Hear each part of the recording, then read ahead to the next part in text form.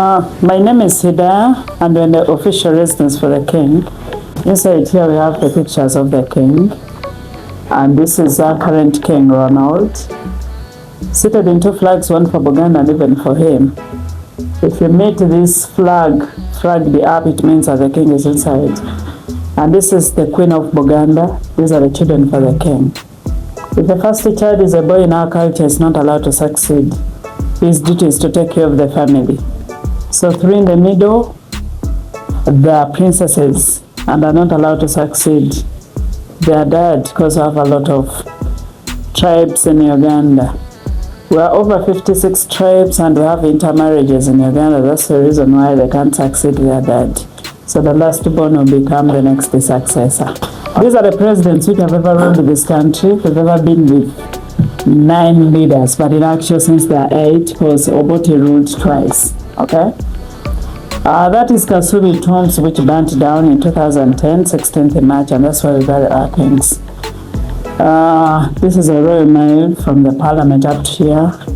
Those are the trees that are called the Canona trees. They're supposed to be 56 trees representing 56 clans in Buganda. So Buganda is based on clans. Those are the big families which we belong to. Whereby when our king uses this road, everybody is supposed to line behind a truck according to a clan. For him, he just moves in a straight line. The design was from Scotland in a city called Edinburgh. But there is a roundabout in the middle where the design was from Ethiopia. He doesn't turn on his royal mile, he moves in a straight line. That's a sign of respect to our king.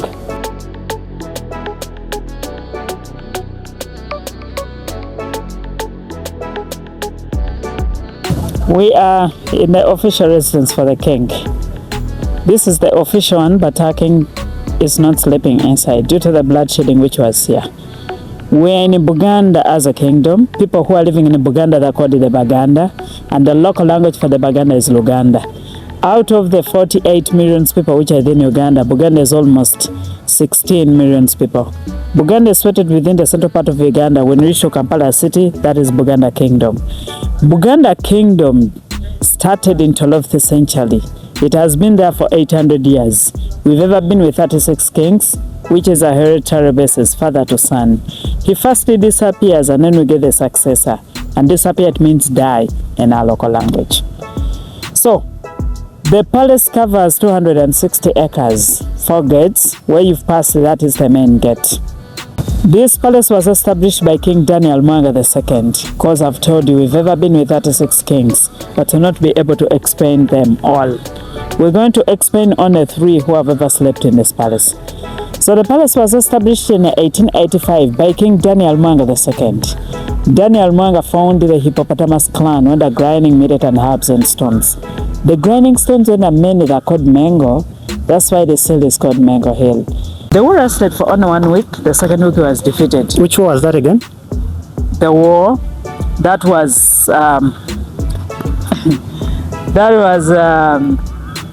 the colonial war. The colonial war, yes. Yeah. So he was hoped by Kabaka of Buganda Kingdom, but they were defeated and they were exiled in Seychelles Islands. So the king's throne can't be there without a king. He was succeeded by a son called King Daudichwa. Daudichwa succeeded the dad when he was 1 year. He is not counted as the youngest king of other kings. They're counting Kabamba Iguru of Toro because he succeeded the dad when he's still alive, but he was in exile. He came with family agents, swept him. When he reached 18 years, he was old enough to enter the kingdom. Those people had to move away. Daudichwa 1913 is the one who first visited the European countries. When he reached there, he discovered that all women and girls in Europe were eating eggs and chicken. Yet in Buganda, girls are not allowed to eat eggs and chicken. King Daudichwa came here. He permitted all women to eat eggs and chicken, and we are eating that because of King Daudichwa.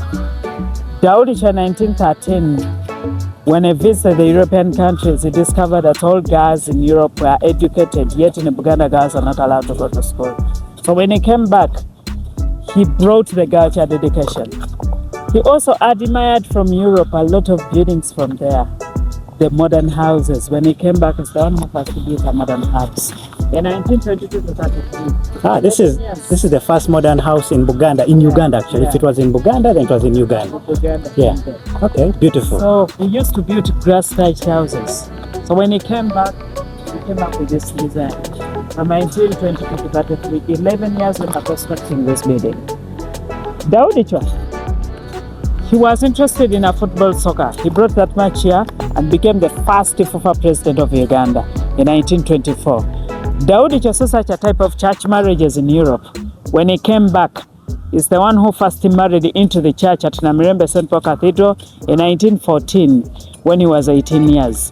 Ugandans are marrying into the church because of King Daudi Chwa. So Daudi Chwa suffered from diabetes and then he passed away in 1939. He was succeeded by a son called King Freddy Mutesa II. Freddy, at first he was a king. We had Buganda as a kingdom, which was a British protectorate. Freddy requested for the independence of Buganda Kingdom from the British, but in their accent and writings, the British wrote Uganda. Instead of Buganda? Instead of Buganda Kingdom. Interesting. We had our Prime Minister who was called Milton Obote, who signed all the documents to form Uganda from Buganda Kingdom. And our king became the first constitutional president because all the kingdoms agreed the king of Buganda to become our first constitutional president. We had federal state by that time where they thought when you get a president from Buganda, next time will be from Bunyoro, Busoga, Toro, and Ankole. And we rotate into the biggest or the kingdoms which you have, the major kingdoms which you have within Uganda. But it couldn't happen. There was a lot of misunderstandings between the Prime Minister and the President, who was King Freddy Mutesa II by that time. So Obote went to a neighboring country, Congo, and he corrupted the ivory and gold from there, which annoyed King Freddy. And then they blamed King Freddy, that is the one who forced them to corrupt ivory and gold from there. He went on and organized a referendum where he lost the two counties, Bugangais and Buyaga. All the cases were put to the parliament so that they can discuss those issues. But they agreed, all the parliamentaries, Obote, who was a prime minister, to remove his subject on the land of Buganda Kingdom. And that was the reason why they attacked the palace. This is the one that was attacked? Yeah. And that was in 1966, 24th May. Okay. Obote organized the military coup, which was headed by Idi Amin, who was the army commander. Who ended up overthrowing him also. Idi Amin, who ended up overthrowing him also. Yeah. So when they attacked the palace, King Freddy Mutesa II managed to escape from this palace and he fled to exile in London. When he was there, Obote became the second president of Uganda. This palace turned into a military barracks and the kingdom systems were abolished from that time. When Obote was a president after 2 years, Freddy had a birthday party which organized from London, and Obote bribed a certain woman or certain spies who went there and then they poisoned him. The evidence was on the glass which they found into his room, and then they agreed that they were poisoned, and then he died from there. He never repatriated his dead body until when Idi Amin took all the powers. Obote in 1971, he went to Singapore for a Commonwealth meeting, and Idi Amin declared as the third president of Uganda by putting the soldiers at Entebbe airport. So Idi Amin is the one who repatriated the dead body of King Freddy, and he was buried at Kasuri Tombs.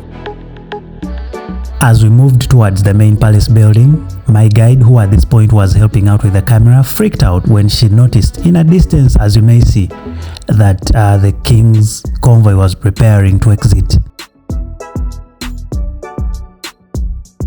She asked that we dash away from the entrance and let the king exit in peace, and then would return later on. And that's the manner in which we moved on to the next item.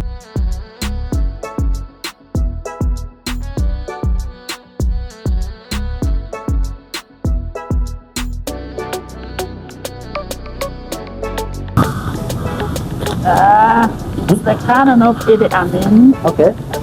It's a Russian-made cannon. They brought that cannon in 1978. The colors which they painted shows that this palace was once a military barracks. When Obote came back as Obote II, he used the soldiers of Tanzania. And Idi Amin had rumors that Obote is coming back with the soldiers of Tanzania. He had a good friend who was called late Gaddafi, who was the president of Libya, who donated this cannon to Idi Amin so that he can fight with the soldiers of Tanzania. But fortunately, he was defeated and he fled to exile in Libya first and finally Saudi Arabia. Died from there in 2003 when he was 78 years of age. His dead body was buried from there because he was a Muslim. Dead bodies from Muslims can't travel long distances. That's the reason why he was buried there.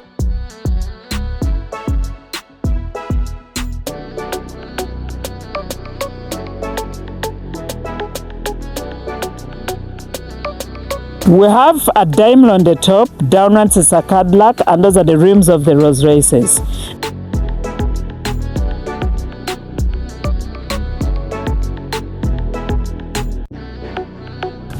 Now here, I'm seated next to a 1940s Rolls Royce. This was the very first Rolls Royce in Uganda, and it was driven by the Kabaka himself. From the look of it, you can tell that this was a super powerful car. It's hard, it's solid. And in the 40s, my friend, right now you see a Rolls Royce and feel, okay, that is class. So in the 1940s, really, this was a car for royals. The super wealthy, the A class of the society. So that's the guy there for you. I'm loving my tour. We were at the entrance of the palace itself, and then the Kabaka came out. So my good guide said, the Kabaka, there is absolutely no way the Kabaka was going to find us at the gate. So he had to run away, then came this side to check out his cars, and then we'll get back to the entrance again. Thank you, and make sure you follow.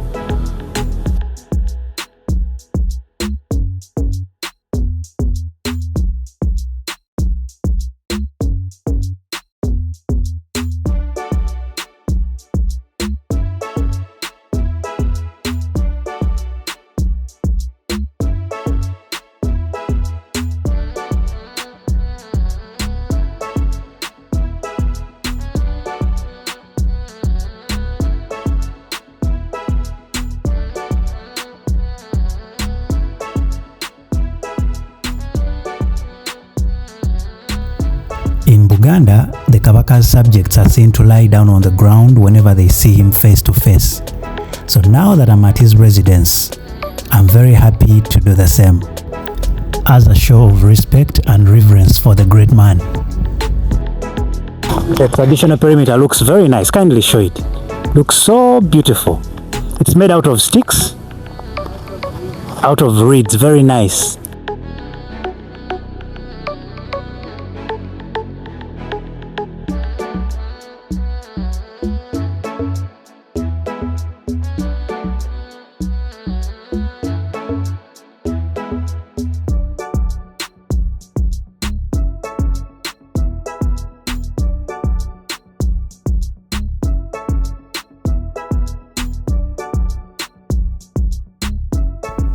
Remember the maroon flag that Hidayah told us about in her introduction? There you see it in a distance. It's a sign that the Kabaka is in or somewhere around the palace.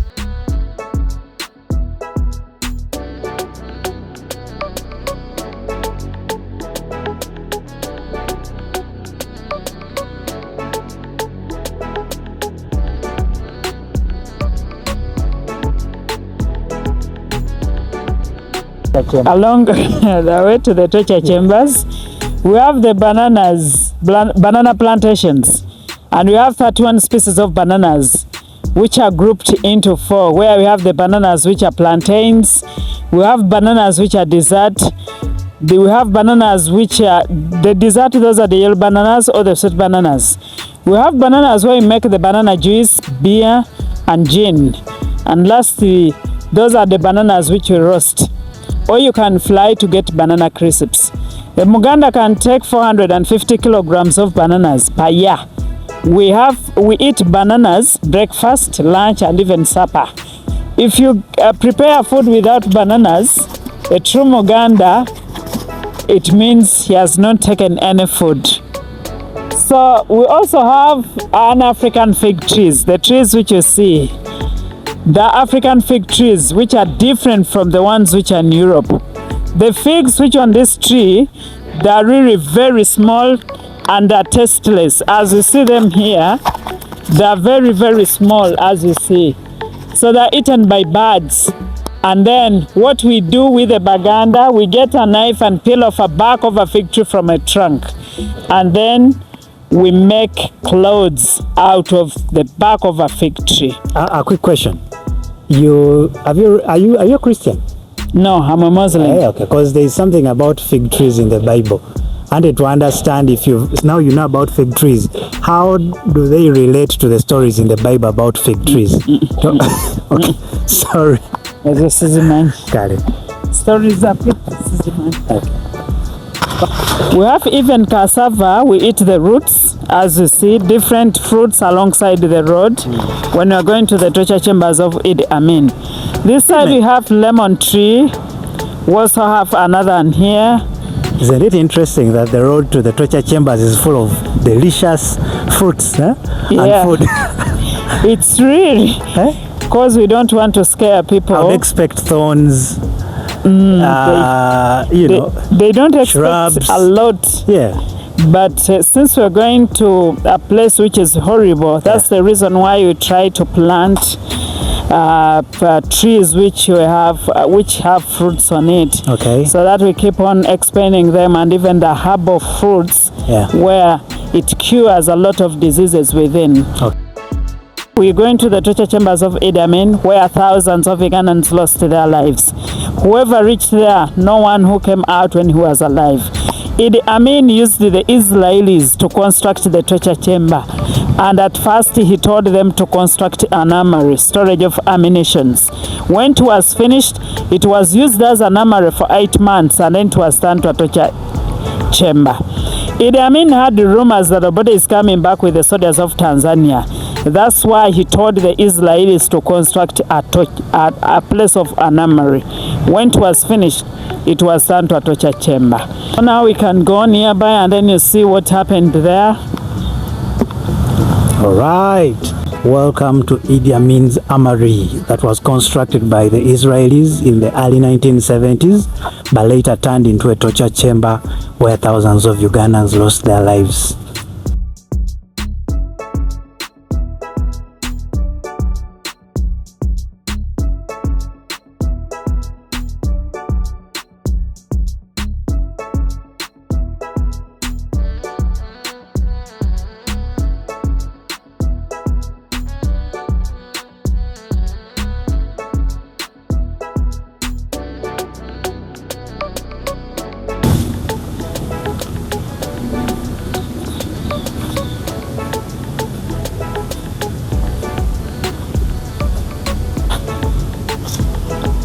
So here where we are right now, whoa, I had that echo and got even scared.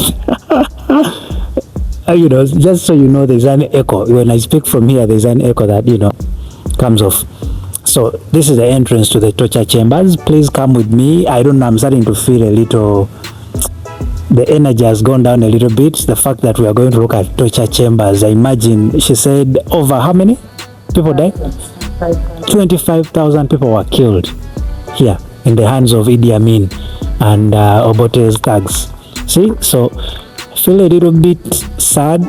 For me, I'm walking in just to have a tour and see what went on, but there are people that walked in here to be killed. You can imagine. Please come with me and let's learn.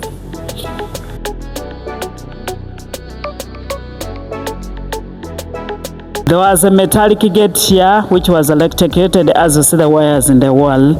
It was filled with water in this corridor. As you see the levels of water on the wall, which was also electrocuted. It has 5 chambers inside, and each chamber had a sliding door on it. People who were captured here, those are the political rivals, the intellectuals, and even religious leaders.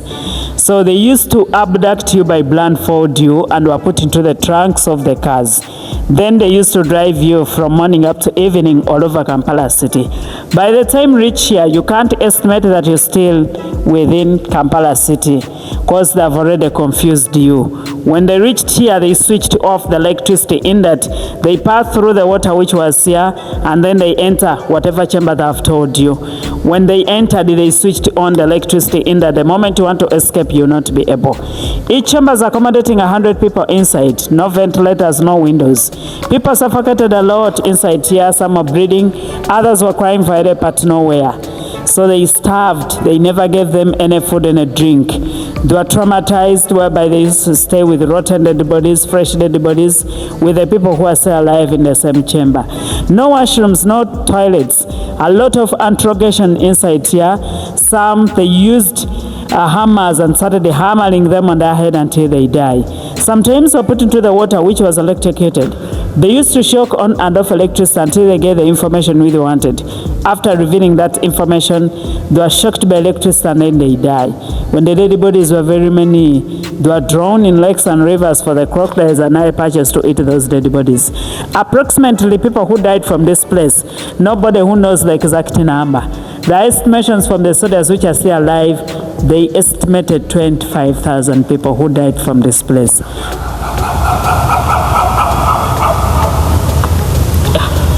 But it wasn't only Idi Amin.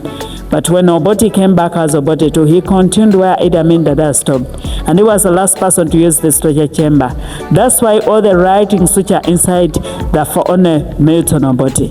So we have a lot of visitors who lost their people. They visit this place and cry from here, and even they write on the walls like, I will never forget my husband who was killed by people of Obote. Those are the visitors which I get who lost their people. When they visit this place, they really say their people have died from this place. So we have. Can I ask something? I see how many rooms are these? I see 1, 2, 3, 4, 5. Yeah. Just 5 rooms? Yeah, 5 rooms. For a torture chamber that I thought would have been, when they say that Israel is constructed, it was massive, I expect way more than just this. They packed many in one chamber, like 100. And this is not the only torture chamber which you have within Kampala city. There are many, but they renovated them, and now there are other businesses which are running from there, which you can't tell that the ones torture chambers of Idi Amin and Milton Obote. This is the only one which is still in its original state, and remember, they constructed it within the palace of the king.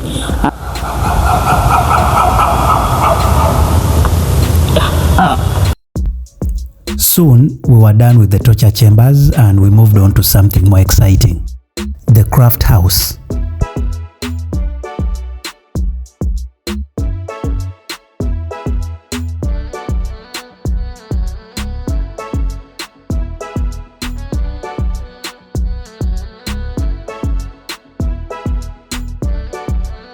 You use these wooden mallets and then you mallet it.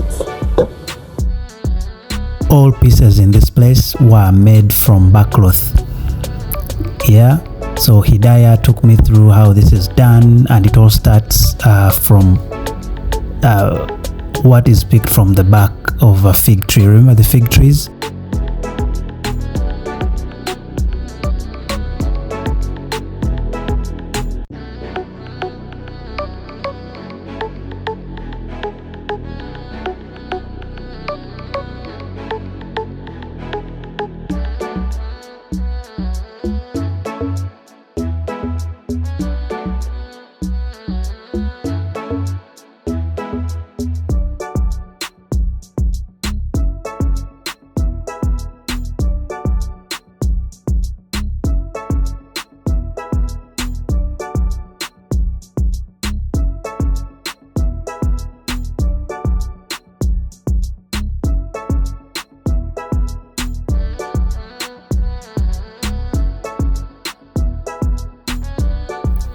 From Hidaya's tutorial, I was able to make myself a handkerchief, which I'll show you when we make 20,000 subscribers.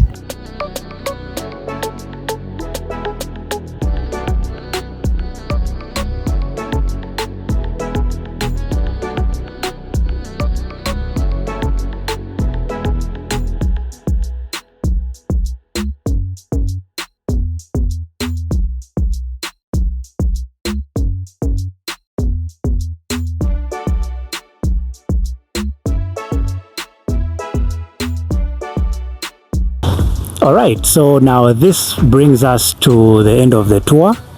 I've enjoyed it, gone around the kingdom. You know, there are a few other things that weren't taped, but it was a beautiful experience. Thank you. I hope you enjoyed it too. Having moved around, on top of having the great fun and, you know, seeing beautiful things, the torture chambers gave me a bit of a twist in my mind. It's a completely different feeling to learn that one human being made it his life mission to torture fellow human beings, especially, you know, fellow countrymen, Ugandans. Make time and come and visit, you know, away from your busy schedule. It's a nice thing to know your country. Uganda, now Uganda is stuck in my head. Uganda has many other kingdoms, but Buganda was the oldest, is the oldest, and most organized, I would think.